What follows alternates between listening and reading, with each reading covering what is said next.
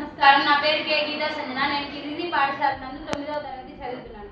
ఈరోజు నేను పండుగలు సాంప్రదాయాలు అనే అంశం గురించి మీతో చర్చించబోతున్నాను. భారతదేశంలో హిందువులకు అనేకమైన ప్రధాన పండుగలు ఉన్నాయి.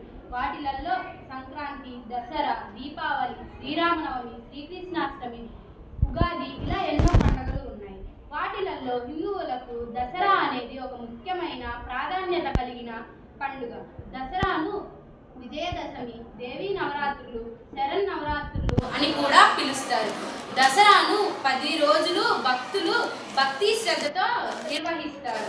దసరా చేసుకోవడానికి పురాతన కథలు, చరిత్రలు చాలా ఉన్నాయి. వివిధ ప్రదేశాలలో వివిధ రకాలుగా దసరాను జరుపుకుంటారు. దుర్గాదేవి మహిషాసురుడితో కలిసి 9 రోజులు యుద్ధం చేసి అతన్ని వధించారు. కావున ఈ 9 రోజులను దేవీ నవరాత్రులు అంటారు. ఈ 9 రోజులు అమ్మవారు మనకి 9 రకాల అలంకారాలతో మన ముందు ప్రత్యక్షమవుతారు. మొదటి రోజు శైలపుత్రి దేవి అవతారం, రెండవ రోజు బాల త్రిపుర సుందరి దేవి అవతారం, మూడవ రోజు గాయత్రి దేవి అవతారం, నాలుగవ రోజు అన్నపూర్ణాదేవి అవతారం, ఐదవ రోజు లలితాదేవి అవతారం, ఆరవ రోజు మహాలక్ష్మి అవతారం, ఏడవ రోజు సరస్వతి దేవి అవతారం, ఎనిమిదవ రోజు దుర్గాదేవి అవతారం, 9వ రోజు మహిషాసురవర్ధిని, 10వ రోజు విజయదశమిగా మనం జరుపుకుంటాం.